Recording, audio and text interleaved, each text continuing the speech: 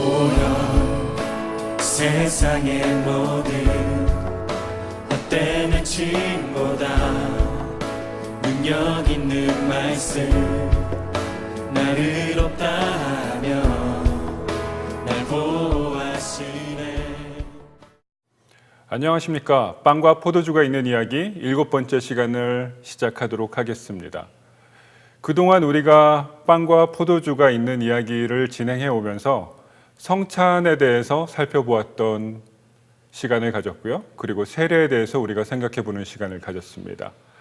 그래서 그리스도와 연합된다고 하는 것의 의미가 어떤 것이냐를 우리가 좀 살펴보았는데요. 오늘은 지금까지는 많이 추상적인 이야기를 성경 말씀과 함께 살펴보았는데 오늘은 좀 다르게 그게 우리 예배의 정황이랑 어떻게 맞아 들어갈 수 있는지, 어떻게 적용될 수 있는지 조금 생각을 해보도록 하겠습니다. 예배에 대해서 사람들마다 각자 이해함이 조금씩 다른데요. 제가 어릴 때부터 다녔던 교회에서는 예배라고 하면 항상 엄숙해야 되고 조용해야 되고, 그리고 목사님이 뭔가를 물어보실 때는 저희 교회는 그렇게 대답 잘하는 분위기는 아니었던 것 같아요. 그런데 아멘을 크게 해야 되고 찬송가를 크게 불러야 되고, 그리고 박수를 크게 치자고 하면 크게 치는 것, 그런 것이 예배였던 것 같습니다. 그리고 처음에 묵도하심으로 시작을 해서 그 다음에는 사도신경, 그리고 성시교독, 이런 순서로 예배가 진행되고 설교 말씀을 듣고 맨 마지막에 축도를 듣고 우리가 집으로 갔던 것, 그게 예배였던 것 같습니다. 굉장히 제가 하나님을 인격적으로 경험하게 되기 전까지는 고통스러운 시간이었고요.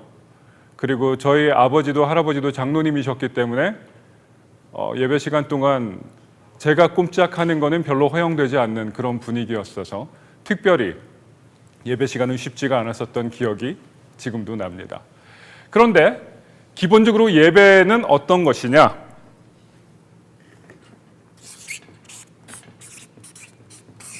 예배는 스토리라는 점에 대해서 함께 이야기를 하고 싶습니다. 어떤 종류의 스토리인가 우리가 생각해 볼 만한데요. 우리가 왜 예배를 드리냐 하는 것을 한번 질문을 던져 범직한 겁니다. 누구한테 예배를 하는가? 누구한테 경배를 하는가? 내가 그분을 경배할 때 왜 경배하는가? 이 부분에 대해서 생각을 좀 해볼 필요가 있는 거죠. 그런데 우리가 누군가를 사랑한다고 했을 때 사랑해야 될 이유가 하나도 없는데 사랑하게 되는 경우는 전혀 없습니다. 누구에겐가 고맙습니다 라고 이야기할 때 하나도 고마울 이유가 없는데 고맙다고 이야기하는 경우는 아첨할 때거나 아니면 뭔가 거짓말을 하는 맥락에서 그렇게 하는 것 같습니다. 그런데 보통의 경우에는 우리가 사랑한다고 할 때는 사랑함의 이유가 있습니다. 이유를 물론 잘 정확하게 말로 표현하지는 못하지만 우리 심장에서부터 느껴오는 그 사랑한다고 하는 감정의 그런 분출되는 것, 그런 호르몬이 생성되는 것, 그런 것들이 다 사랑의 이유가 되겠죠.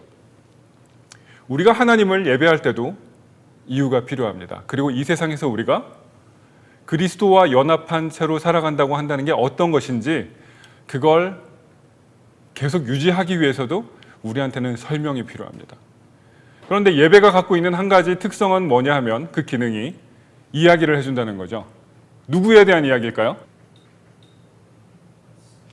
하나님에 대한 이야기, 그리고 우리에 대한 이야기, 그리고 하나님과 우리가 어떤 관계성 속에 있었는지에 대한 이야기, 그런데 그 관계를 우리가 어떻게 절단냈는지에 대한 이야기, 그리고 그걸 어떻게 하나님이 회복시키셨는지에 대한 이야기, 그리고 회복의 손길, 화해의 손길을 내미신 그분과 우리가 어떤 관계성 속에 들어가게 됐는지에 대한 이야기, 그 이야기를 하는 거죠. 이 이야기라고 하는 측면은 굉장히 중요하다고 생각합니다. 특별히 예배 인도자들과 설교자들은 스토리텔러라고 제가 얘기를 하고 싶은데요.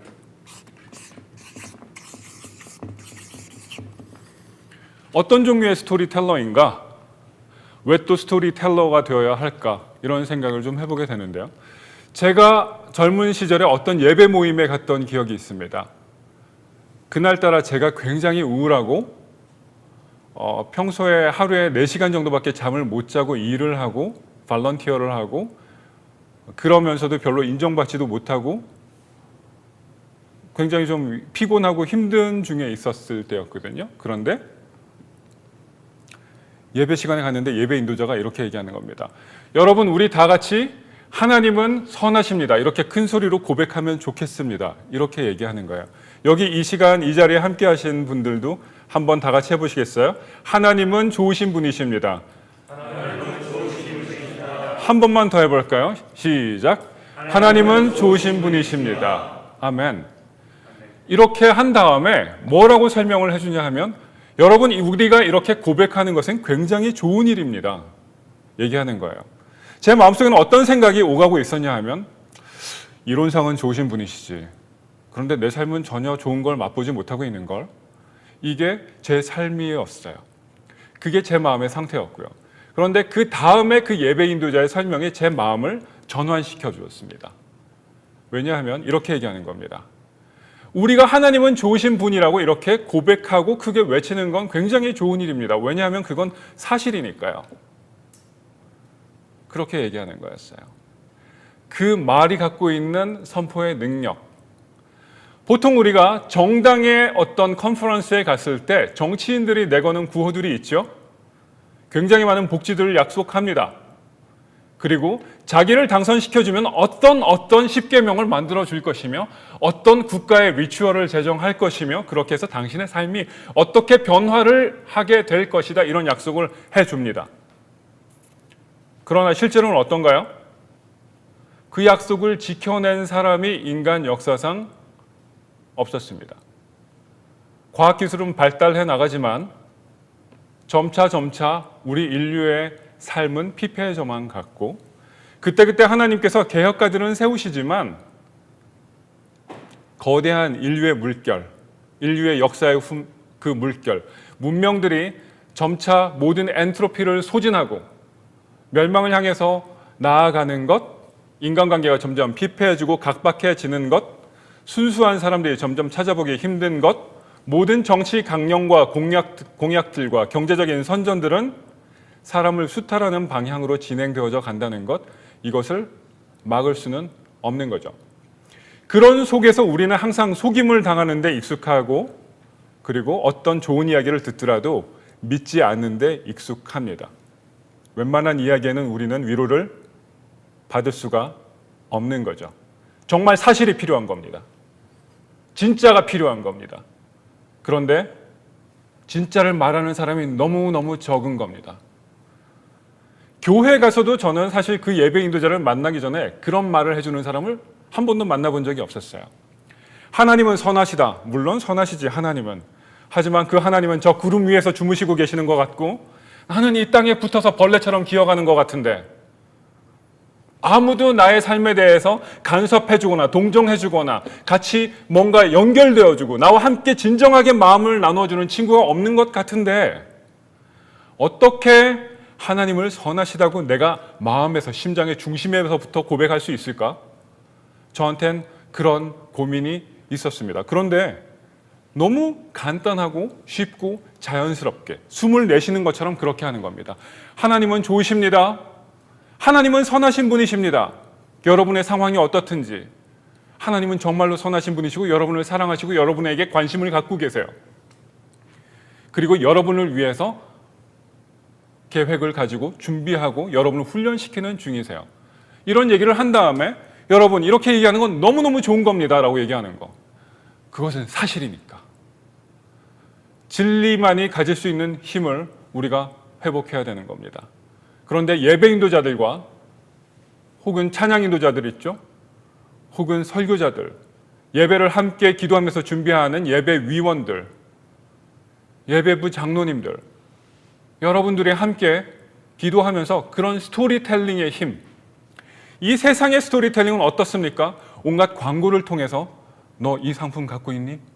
없지? 그러니까 넌 루저야. 그렇게 얘기하는 겁니다. 루저라는 소리를, 그런 느낌을, 그런 암시를 받았기 때문에 열받고 화가 나고 속상하고 저 물건이 없으니까. 나이키를 안 신었으면 나이키를 신은 사람들의 모임, 애플을 쓰지 않으면 애플을 사용하는 사람들의 구름과도 같은 그 공동체에 내가 들어가지 못하는구나. 이런 소외감에 우리가 쪼여드는 겁니다. 그런 세계 속에서 그런 종류의 스토리텔링에 우리는 세뇌되면서 살아가고 있습니다. 구원을 받으면서 우리는 주님을 만나고 세례를 받습니다. 세례를 받는다고 하는 게 뭐죠? 그 이전의 삶에 대해서 죽고 예수님의 십자가 안에서 새롭게 태어나서 New Life, 새로운 삶을 향해서 이제 거듭났다라고 하는 뜻이죠. 그런데 문제는 우리는 아직도 새로운 이야기와 옛날 이야기 사이에서 살아가고 있다고 하는 겁니다. 이 새로운 이야기와 옛날 우리가 따라가던 이야기는 굉장한 충돌을 빚어내는 걸 우리가 볼 수가 있습니다. 그 한 예를 지난주에 우리가 잠시 살펴보았습니다. 출애굽기에서 우리가 선택해서 살펴보았죠. 모세를 통해서 하나님이 출애굽기에서 보면 광야로 백성들을 인도해 내십니다. 그런데 인도해 내신 다음에 광야를 헤매다가 시내산이라고 하죠, 이게. 마운트 사이나이. 시내산 아래에 이스라엘 백성들이 와서 진을 쳤습니다. 진을 치고 있는데 이 백성들이 하나님 앞에서 하나님이 이 백성들에게 내가 왕이 되어서 다스리는 나라가 어떤 나라인지에 대해서 십계명으로 선포하시면서 얘기를 해주십니다. 말씀을 해주시죠. 하나님께서 정치인들이나 왕들이 그랬던 거랑 똑같은 방식으로 우리가 알아들을 수 있도록 눈높이를 맞추셔서 얘기를 해주십니다. 내가 왕이 되어서 다스리는 나라에서 나의 백성이 될 너희들은 나 이외에 다른 신을 두지 말지니라. 그렇게 해서 언약식이 시작이 되는 겁니다. 하나님과 함께 갈 거냐? 아니면 하나님과 함께 가지 않을 거냐? 이것을 묻는 시간이기도 한 거죠. 하나님께서 소개가 있고 난 다음에 모세가 산 정상으로 올라갑니다. 올라가서 하나님께서 십계명 두 돌판을 직접 준비하시고 직접 써서 주시죠. 그걸 가지고 내려오는 그 기간 동안 모세가 산으로 올라간 기간 동안 무슨 일이 벌어집니까? 백성들 사이에 굉장한 소요가 일어납니다. 백성들끼리 굉장한 공포감이 생기는 거죠. 지금 모세라고 하는 지도자들을 따라서 우리가 광야로 왔는데 홍해가 갈라지는 기적도 맛보았는데 그렇게 한 지 지금 석 달 정도 되었는데 굉장히 구름 속에서 천둥 같은 소리로 어떤 존재가 이야기하시는 걸 들었는데 그런데 지금 우리는 모세가 없다는 겁니다. 모세가 없고 모세가 산으로 올라가더니 그 무서운 소리가 나는 그 구름 위로 올라가더니 더 이상 모세가 내려오질 않는 거예요. 그런데 이 백성들이 마음속에 패닉이 일어나죠. 그러면서 아론한테 가서 얘기합니다. 우리를 위해서 신상을 하나 만들라. 우상을 만들라고 얘기하죠. 섬길 존재가 필요해. 우리한테는 어떤 조직이나 인간 영웅이 필요하거나 아니면 지도력을 발휘할 수 있는 매개체가 하나가 필요한 거야. 어느 조직이나 스타는 하나 필요한 거라고. 그걸 빨리 만들라고 이렇게 얘기를 하는 겁니다. 그런데 그렇게 이야기하는 그 사람들의 마음속에는 단순히 불안감만 있었던 것이 아닙니다. 시내산 언약이 있기 전에 하나님께서 언약을 조인하시기 전에 소개하셨던 내용들이 굉장히 불편했던 겁니다. 아무 신이나 섬기고 싶거든요. 그리고 이웃들에 대해서 그렇게 사랑하거나 관심 가지거나 하기가 싫거든요. 고아나 과부나 나그네들에 대해서나 그리고 가난한 사람들에 대해서 신경 쓰고 그 사람들에 대해서 책임져주고 그 사람들한테서 이자를 받지 않고 구워주고 함께 나누는 것이 너무너무 부담스럽거든요. 애굽에서 노예 생활을 할 때는 어땠습니까? 그런 규칙이 없었습니다. 그냥 자기 친척이더라도 자기가 좋아하면 마음속에 충동이 일어나면 들어가서 자면 그것으로 와이프가 되는 거고 남편이 되고 그러는 정도의 것이라고 생각할 수 있었습니다. 그리고 우상숭배, A라고 하는 신도 섬길 수 있고 B라고 하는 신도 섬길 수 있고 신들은 굉장히 여러 존재인데 다 무섭더라. 하지만 이럴 때는 이 신이 영험한 것 같고 저럴 때는 저런 신이 영험한 것 같더라. 긴장감이 굉장히 없는 거죠. 그런데 하나님께서 요구하시는 삶은 뭡니까? 굉장히 긴장감 있는 겁니다. 그뿐인가? 주변 사람들에 대해서 노예들은 책임을 지려고 할까요? 책임을 안 지려고 할까요? 우리가 현대적인 시각을 가지고서 주변 사람들을 생각하는 노예들의 상태를 바라본다면 노예들이 서로 챙겨줄 것 같습니다. 어려운 사람들끼리, 고생한 사람들끼리 서로 돌봐줘야지. 안 그래? 이렇게 생각하기가 굉장히 쉽겠죠?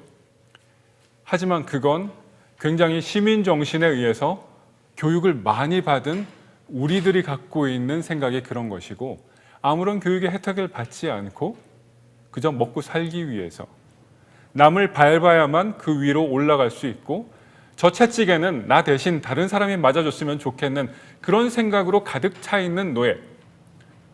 그리고 날마다 그저 고기 쪼개기라도 하나씩 더 얻어먹을 수 있으면 그거로 너무너무 행복하고 그걸 잡아든 자기가 뿌듯한 그런 노예. 그런 노예들의 삶에 그 노예 근성 속에 이웃을 돌본다? 존재하지 않습니다. 그런 노예들의 삶에 있어서 나그네, 외국인, 우리나라에서 혹은 우리 동아리에서 우리 부족에서 외국인이기 때문에 법적인 보호를 받지 못하는 사람, 이 사람은 내 먹잇감입니다. 그 사람은 내가 쥐어짜기 너무 좋은 사람입니다. 고아, 과부 이런 사람들 너무너무 내가 혜택을 보기 좋은 사람입니다. 신이 하늘이 나에게 이런 복을 보내주셨네. 저렇게 복이 넝굴째 들어왔어. 저 과부는 내 노예를 삼고 저 고아는 내 종을 삼아야지. 아니면 팔아다가 음식을 마련해야지. 이렇게 얼마든지 생각할 수 있는 겁니다. 그것이 노예 근성에 쪄들어 있던 사람들의 삶이었습니다. 이집트라고 하는 계급의 피라미드 속에서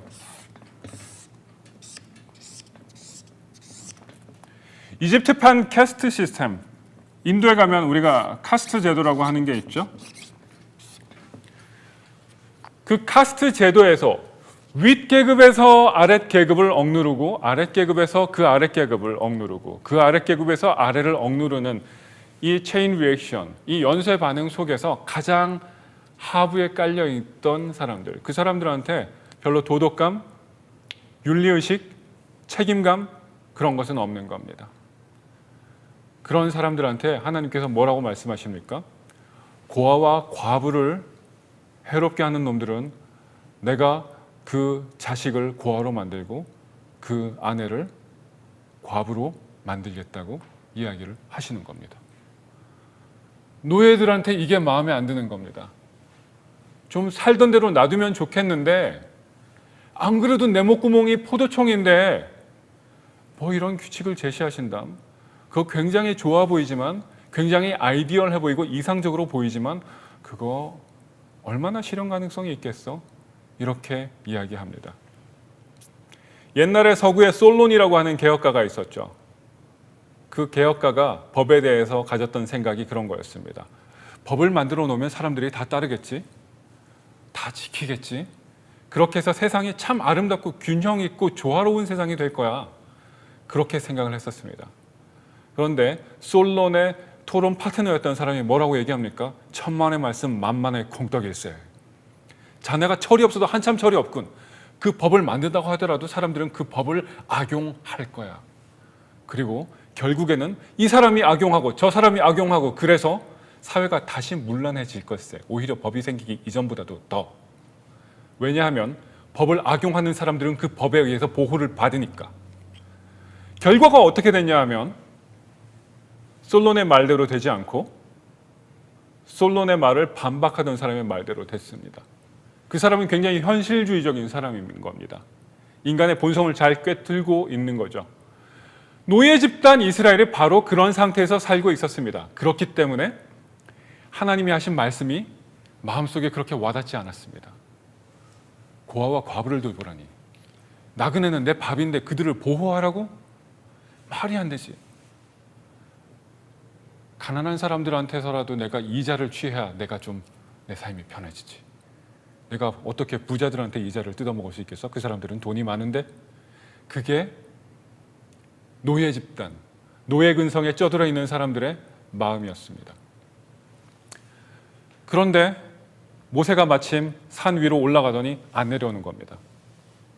그동안 이집트에서 음란하게 우상 숭배하는 것들 보고 있다가 많이 참았었거든요. 하나님 따라오면서 욕구가 많이 쌓여 있었습니다. 마약도 하고 싶고, 그때는 마약을 규제하는 법이 있었던 거나 그런 것도 아니니까요. 신전에서는 항상 케미컬 레크리에이션이 이루어지고 있었습니다. 고대 사회에서.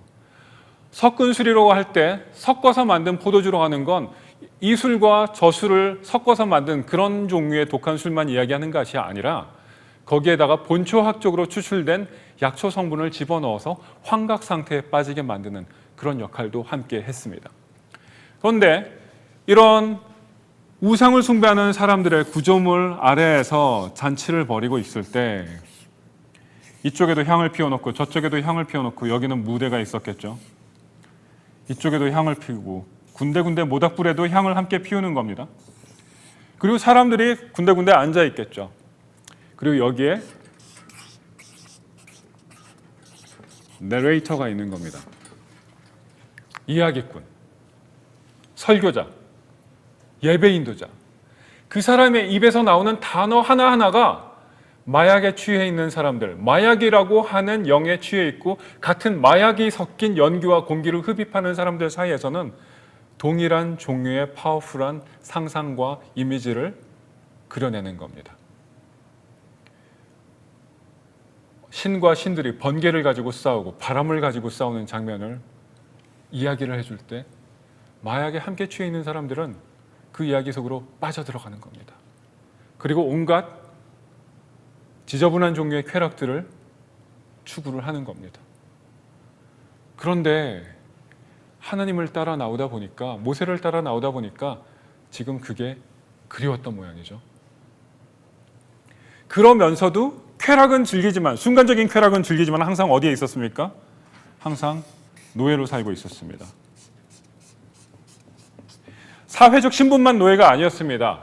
이스라엘 백성들한테는 선을 생각할 수 있는 자유도 없었고, 그럴 능력도 없었고, 자유가 뭔지에 대해서 생각할 수 있는 능력도 없었고, 아무런 지식이 없었습니다. 경험해 본 적도 없고 맛을 본 적도 없었습니다.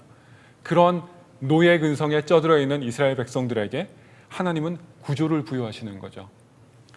헛된 것들을 흡입하고 다니지 말고 참된 생명인 나를 흡입하여라. 거짓되게 법은 선포해 놓았지만 그 법에 따라서 너희를 착취하고 너희의 등골을 빼먹는 그런 신들과 왕들에게서 너희의 본질을 찾아주려고 하고 너희를 다시 내 자녀된 자리로 찾아 올리려고 하는 나의 뜻을 받아들여라. 이 자리에 나와 있는데 이 사람들이 지금 하고 있는 것은, 그리고 아론과 함께 하려고 한 것은 무엇이었냐 하면 우상을 만드는 겁니다. 그래서 파티를 벌이는 거죠. 금송아지를 만들고, 그리고 거기서 파티를 벌이면서 먹고 뛰어놀고, 어느 정도였냐 하면 얼마나 신음소리가 크게 나고 비명소리가 크게 났냐 하면 모세와 함께 내려오던 여호수아의 귀에는 싸움 소리로 들렸을 정도입니다. 전쟁이 난 것 같습니다. 모세가 얘기합니다. 저건 전쟁하는 소리도 아니고 싸움에 이기거나 져서 내는 소리도 아니라, 이렇게 얘기합니다. 성경은 모세는 굉장히 점잖게 표현을 해주고 넘어가죠. 하지만 이스라엘 백성들은 자기들이 중독되었던 것들, 자기를 노예로 삼고 그 노예 조직에서 절대 해방되지 못하게 만들었던 그 조폭들 밑에서 자기의 모든 것을 장기까지 빼내서라도 갈취하면서 사야 했던 그런 종류의 쾌락들을 사기 위해서 시내산 밑에서 그런 축제를 벌이는 겁니다. 그래서 정결해지는 그런 일이 필요했습니다. 세례를 받는다고 하는 것 마찬가지입니다.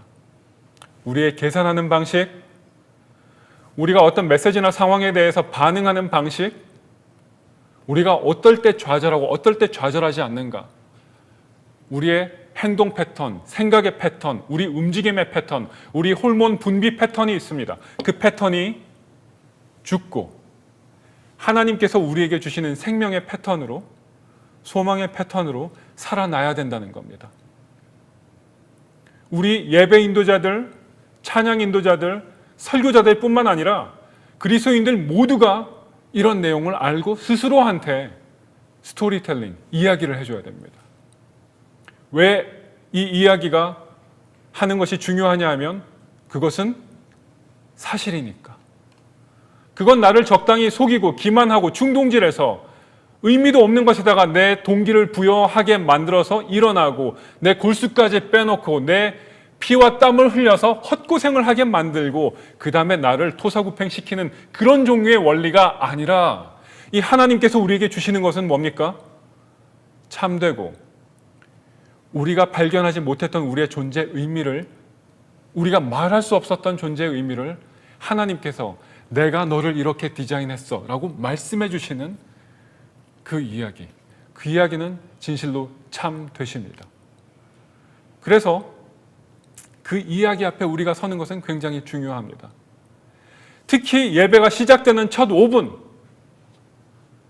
모든 예배자들은 각자 굉장히 마음에 분주합니다.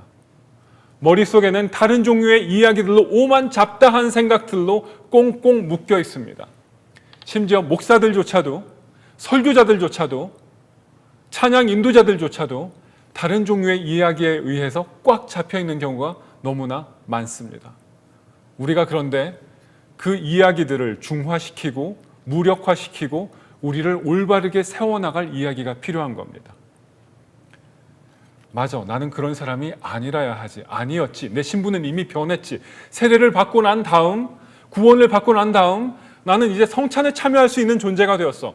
나는 세례를 통해서 그리스도와 연합했고 그걸 잊어버리지 않도록, 그리고 그걸 멀고 먼 허상과 관념으로만 이해하지 않도록 하나님께서는 우리에게 성찬을 주셨지.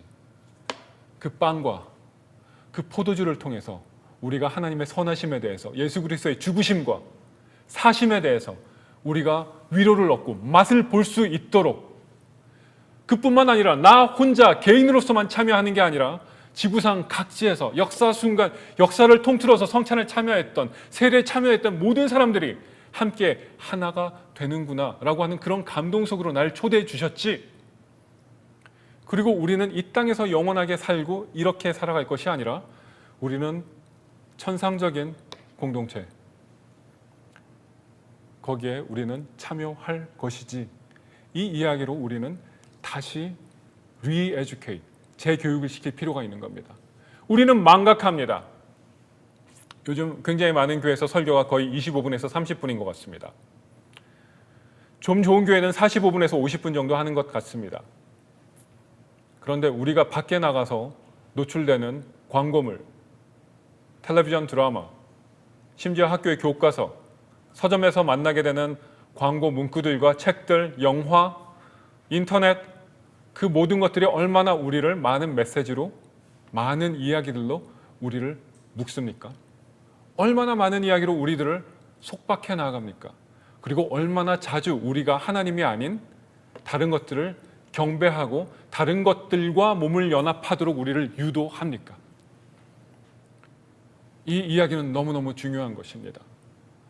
빵과 포도주가 있는 이야기를 처음 기획할 때 이것은 저만의 단독적인 프로그램으로 기획한 것도 아니었고 MCTV만의 단독적인 프로그램으로 기획된 게 아닙니다. 이것은 전적으로 성경 전체에 대한 이야기이며 그리스도인의 예배에 대한 이야기입니다.